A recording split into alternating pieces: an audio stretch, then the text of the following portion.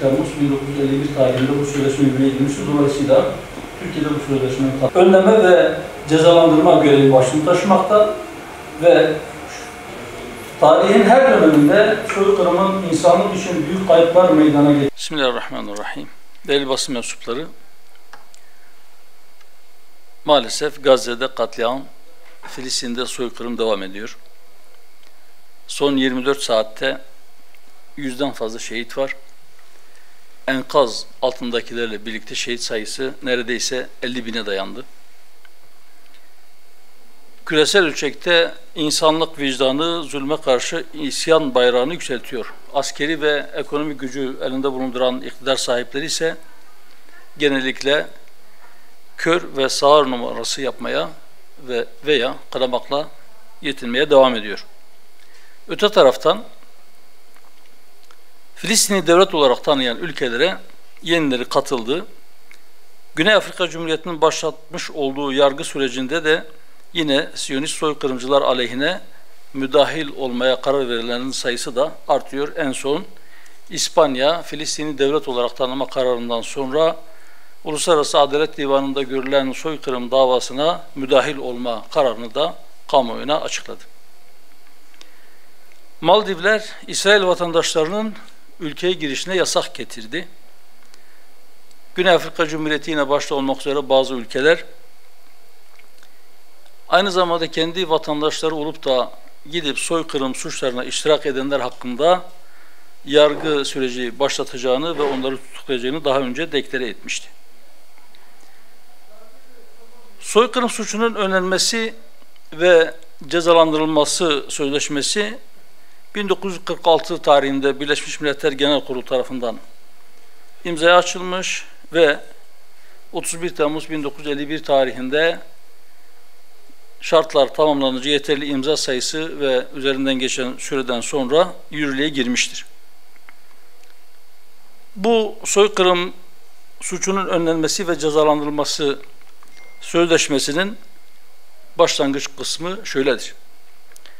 Sözleşmeci taraflar, ki bunlardan birisi de Türkiye'dir. Türkiye'de bu sözleşmeyi Mart 1950 tarihinde onaylamış ve Türkiye açısından 31 Temmuz 1951 tarihinde bu sözleşme yürürlüğe girmiştir. Dolayısıyla Türkiye'de bu sözleşmenin taraflarından birisidir. Sözleşmeci taraflar Birleşmiş Milletler Genel Kurulu'nun 11 Aralık 1946 tarihli ve 96 sayılı kararında soykırımın Birleşmiş Milletler'in ruhuna ve amaçlarına aykırı olan ve uygar dünya tarafından lanetlenen uluslararası hukuka göre bir suç olarak beyan edilmesini dikkate alarak tarihin her döneminde soykırımın insanlık için büyük kayıplar meydana getirdiğini kabul ederek insanlığı bu tür bir iğrenç musibetten kurtarmak için uluslararası işbirliğinin gerekli olduğuna kanaat getirerek aşağıdaki hükümlerde anlaşmışlardır diye başlıyor bu sözleşme. Bu sözleşmenin birinci maddesi önleme ve cezalandırma görevi başlığını taşımakta ve sözleşmeci devletler ister barış zamanında isterse savaş zamanında işlensin önlemeyi ve cezalandırmayı taahhüt ettikleri soykırımın uluslararası hukuka göre bir suç olduğunu teyit ederler. Yani bu sözleşmeye imza atan her ülke bu sözleşmenin birinci maddesine göre soykırım suçunu önlemeyi ve cezalandırmayı taahhüt etmiştir. Türkiye'de bu taahhüt eden sözleşmeci taraflardan birisidir. Yine aynı sözleşmenin 5. maddesine göre, ki bu maddenin başlığı uygulama mevzuatıdır. Bu maddeye göre sözleşmeci devletler soykırımdan suçlu bulunan kimselere etkili cezalar verilmesini sağlamak için kendi anayasalarında öngörülen usule uygun olarak gerekli mevzuatı çıkarmayı da taahhüt eder. Yani bu taahhütte bulunan ülkelerden birisi de Türkiye'dir. Bu sözleşmeye imza atmış bütün ülkeler dünyanın neresinde olursa olsun soykırım suçunu işleyenleri cezalandırmayı ve bu suçu önlemek için gereken çabayı göstermeyi taahhüt etmişlerdir ve kendi iç mevzuatlarında, iç hukuklarında gerekli düzenleme yapmayı ve kanun çıkarmayı da taahhüt etmişlerdir. Malumlarınız olduğu üzere 7 Ekim 2023 tarihinde başlayan Aksa tufanından 10 gün sonra hastaneler bombalanmış, yüzlerce kişi birkaç bombayla birkaç dakika içerisinde katledilmişti. Bundan sonra, yani bu soykırımdan sonra, bu hastane saldırısından sonra Türkiye Büyük Millet Meclisi toplanıp ortak bir bildiri yayınlamıştı. Mecliste grubu bulunan 6 partinin yetkililerinin imzaladığı bu ortak bildiride şu ifadeler yer alıyordu. Şu ifadelerle bu bildiri sonlanıyordu. Türkiye Büyük Millet Meclisi'nin bütün parti grupları ve milletvekilleri olarak bu vahşetin durdurulması için dünya parlamentolarını, uluslararası toplum ve kuruluşlarını tutum ve inisiyatif almaya davet ediyor. Evet, Türkiye Büyük Millet Meclisi, mecliste grubu bulunan 6 parti ve diğer bütün partilerle birlikte dünya parlamentolarına bir çağrıda bulunuyordu.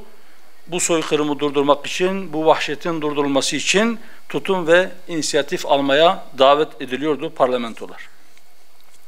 Yine geçtiğimiz hafta 29 Mayıs tarihinde Türkiye Büyük Millet Meclisi bir karar daha aldı ve orada da bu katliamlara ve insanlık suçlarına sessiz kalmamak her bir ferdin ve insan haklarına değer veren her bir ülkenin boynunun borcudur dendi.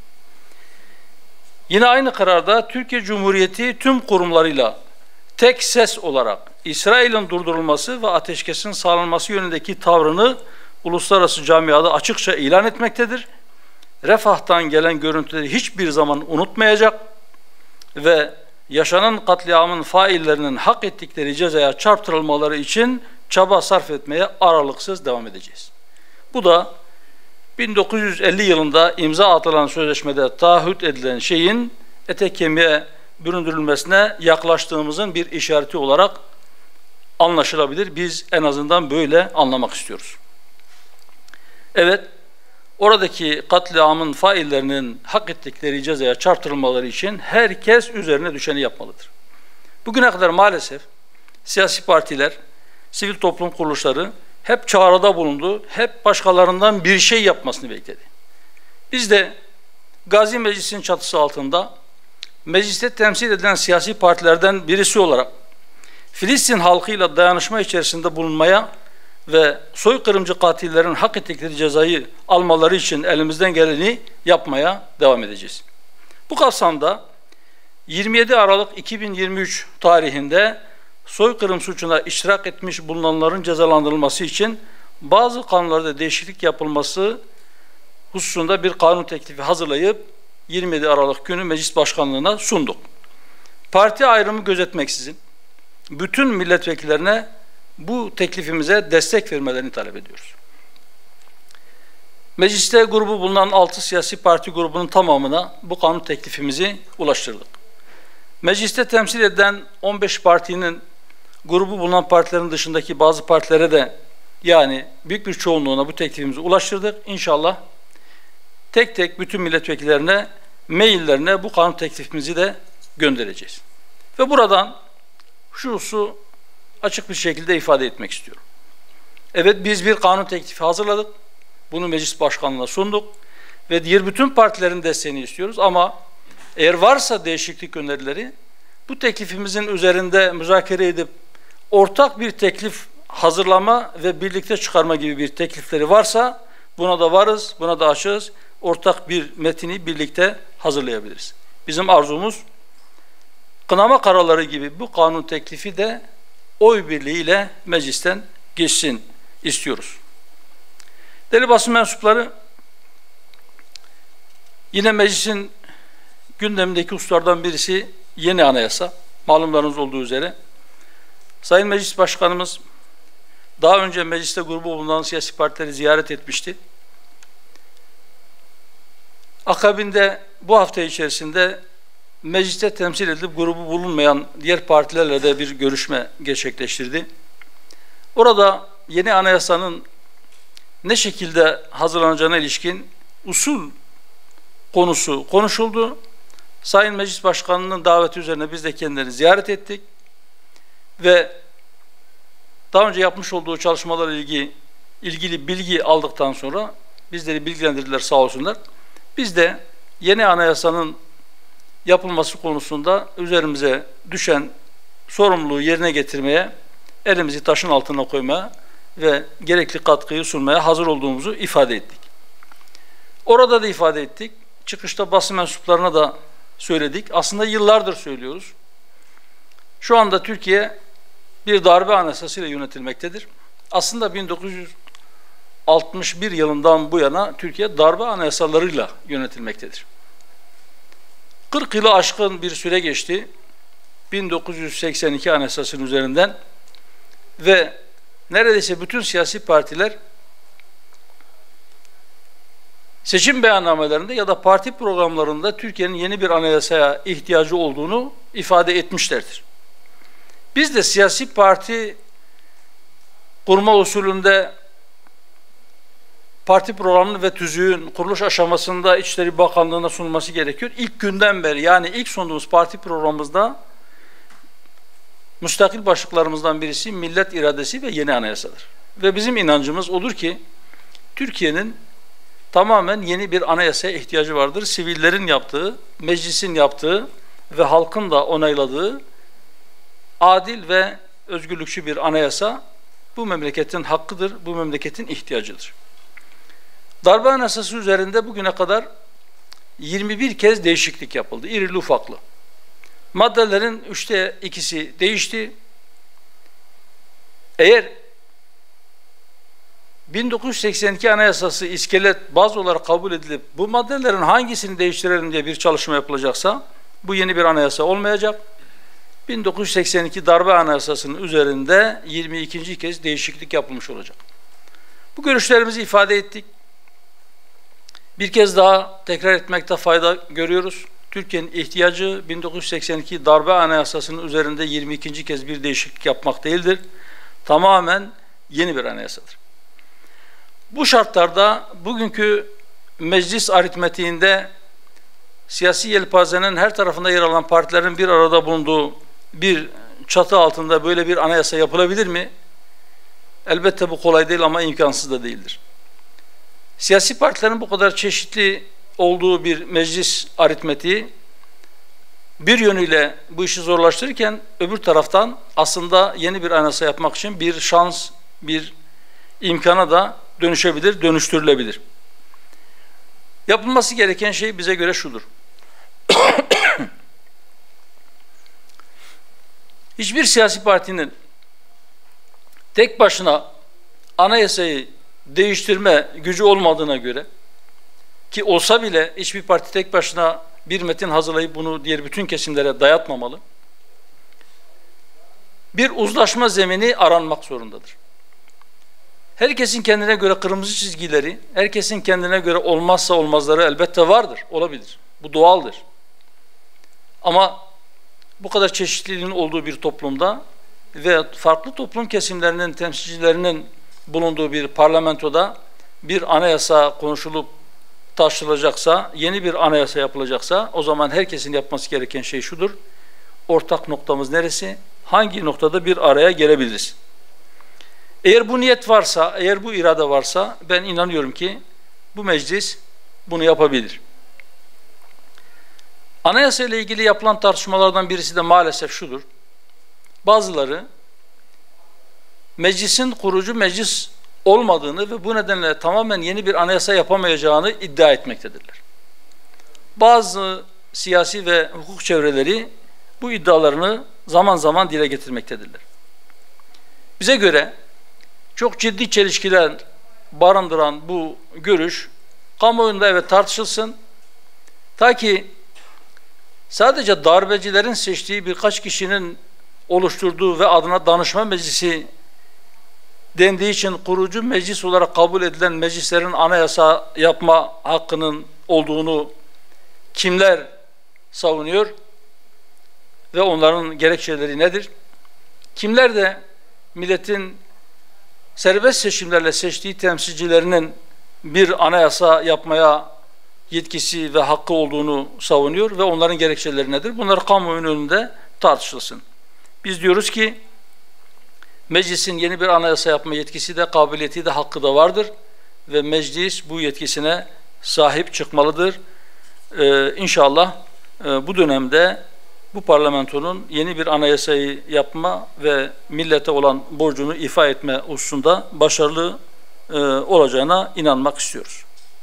Değerli basın mensupları, malumlarınız olduğu üzere geçtiğimiz gün enflasyon rakamları açıklandı. Bu rakamlara göre yıllık enflasyon an itibariyle, bu ay itibariyle %75'in üzerinde görünüyor. Hedefler tutacak mı? Bekliyoruz. Hep birlikte göreceğiz. Ama görünen şey şudur, herkesin gördüğü aslında şey şudur ki, açlık sınırı emekli maaşını 2'ye katladı. Açlık sınırı asgari ücretin üzerine çıktı ya da diğer bir ifadeyle asgari ücret artık açlık sınırının altında. Yoksulluk sınırı ise neredeyse bütün ücretli kesimlerin maaşının üzerine çıktı. Sınırlı sayıda üst düzey bazı yöneticiler hariç hemen her ücret, her maaş yoksulluk sınırının altında kalmaya başladı. 60 bin üzerine 62 bin civarında 61.788 lira olan yoksulluk sınırı ve 18.969 lira olan açlık sınırı göz önünde bulundurulduğunda önümüzdeki Temmuz ayı için başta emekliler olmak üzere dar gelirli vatandaşların enflasyona ezdirilmemesi sözü yerine getirilerek bunlara bir iyileştirme yapılması ve hiçbir ücretin açlık sınırının altında kalmaması gerektiğini söylüyoruz. Merkez Bankası'nın daha önce yapmış olduğu bir açıklama vardı. Eğer asgari ücrete bir ara zam yapılırsa bu dezenflasyon sürecine zarar verecek şeklinde bir beyan vardı.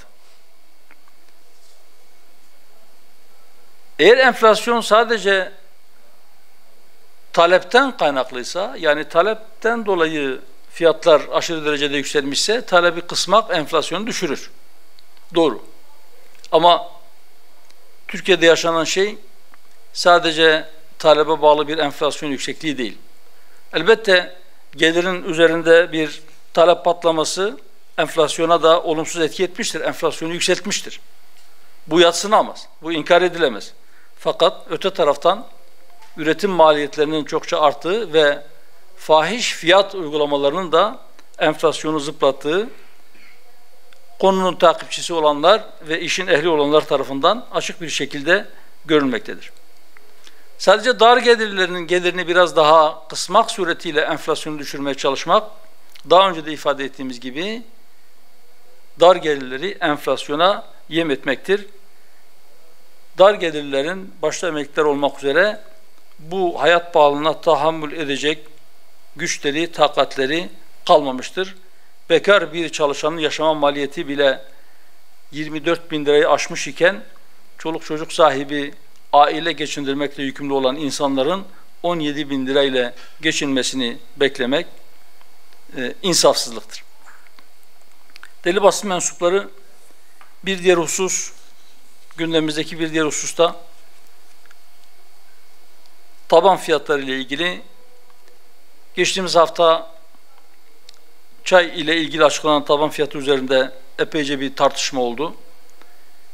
İyi veya kötü bir fiyat açıklandı. En azından çay üreticisi nasıl bir fiyatta çayını vereceğini biliyor artık. Ama öte taraftan özellikle memleketin tahıl ambarı olan güney illerimizde ve Orta Anadolu'da çiftçi buğday ile ilgili taban fiyatının açıklanmasını bekliyor.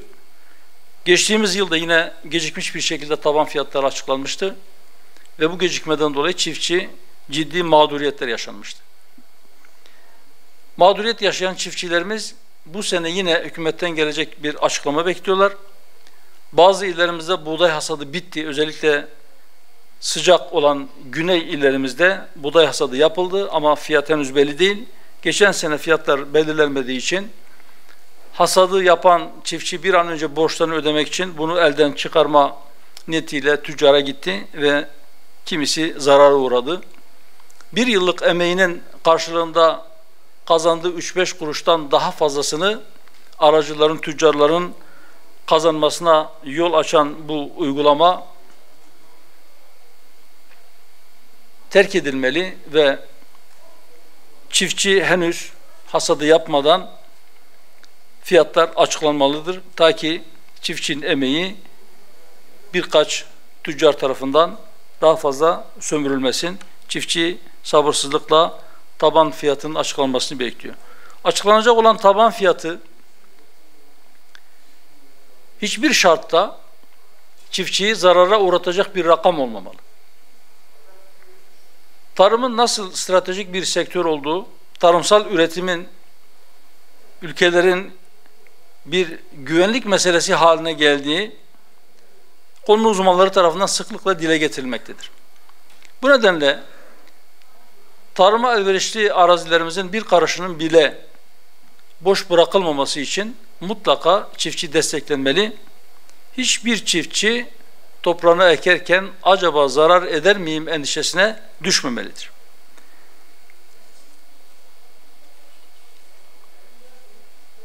Çiftçinin gerçekten köylünün, milletin efendisi olduğu ve şehirlerde yaşayan insanların karnının doyurulmasında üstlendiği sorumluluğu gereği onun değeri bilinmeli, çiftçiler bir hazine gibi korunmalıdır ve mutlaka vatandaşın da ucuz gıda yemesinin bir formülü de bulunmalı. Bu anlamda çiftçiye verilen destekler artırılmalı. Çiftçinin kullandığı akaryakıttan ÖTV alınmamalıdır. Ben ilginiz için hepinize ayrı ayrı teşekkür ediyorum. Bu kanun teklifimizle ilgili diğer partilerden gelecek olan olumlu katkıları ve destekleri sabırsızlıkla beklettiğimizi ifade ediyorum. Hepinize hayırlı günler diliyorum.